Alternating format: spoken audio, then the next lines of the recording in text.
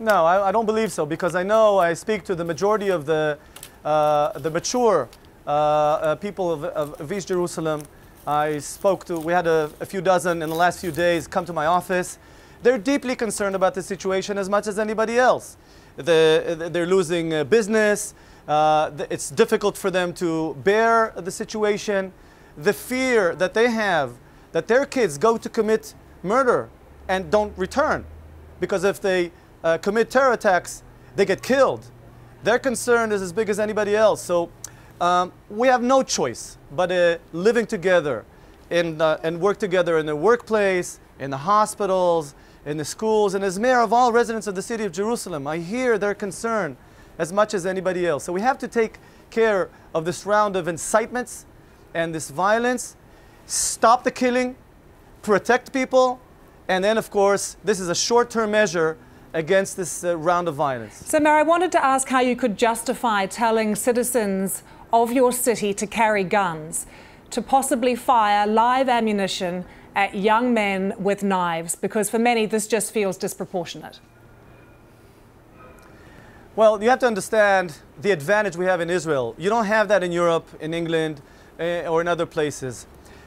Men, until the age of 40, are combat soldiers, trained, professional, to deal with people trying to kill them. And that's the people that have licenses in Israel. Now, in the specific situation we have, where terrorists just take a knife out of nowhere and stab people, the best way to neutralize the terrorists is to have distributed amount of to professional gun holders, trained gun holders, which is exactly what we have to eliminate the terror attacks, because police are not everywhere. And indeed, if you look in the last few years, significant amount of neutralized terrorists that were neutralized by civilians, army, ex-army, policemen, and all of the sorts. But in surely, all of the cases. Surely bringing more guns into the situation just feeds into what people say is a cycle of violence. And as mayor, it's your job to bring peace in Jerusalem, not to escalate the situation. Well, theoretically, this is a theoretical argument. Practically, I could demonstrate that indeed it saves lives.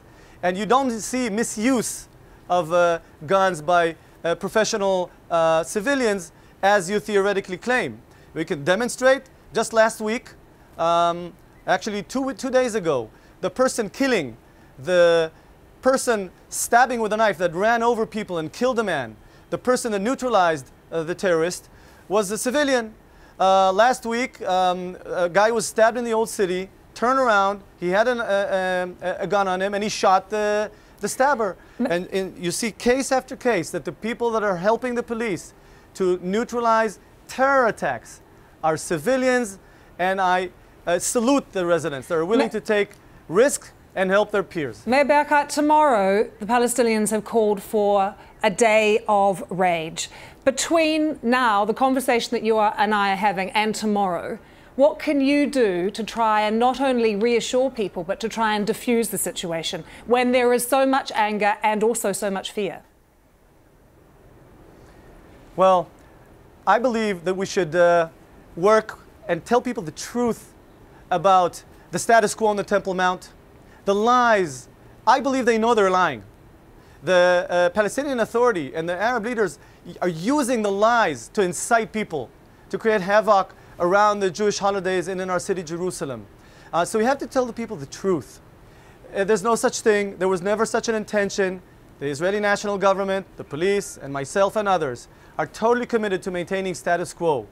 First thing. Second thing, to tell the world that 15-year-olds that take a knife are innocent people coming to the city of Jerusalem, to other neighborhoods, and to just bluntly not tell the whole truth and nothing but the truth.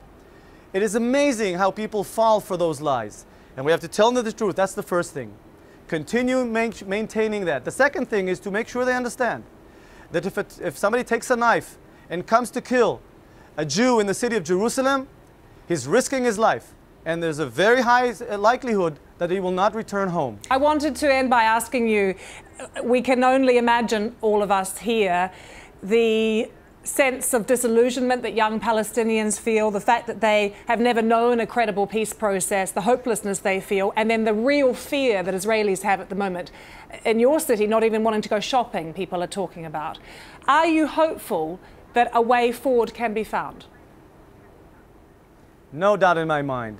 We've overcome much bigger problems. And look, if you look, we had a round of violence last year. Between the rounds of violence, independent polls show that the Arab residents of the city of Jerusalem, majority of them want the city united. They all agree, the majority of them agree that there's no other way but living together, working together, spending time. That's Jerusalem. It's the united, undivided city of Jerusalem, so that we all understand where the right way to move is. And when there's a round of violence, we have to fight the incitements, to find the terrorists, and move on with our lives. I'll be the first, most happy that we return to growth and investments and making better quality of life for all residents, because they're all my children. And that's exactly what I'm committed to do with the national government. That's what we will do. And we need your help, the world's help, to condemn terror, to condemn incitements, and help us stabilize the situation and move on with our lives.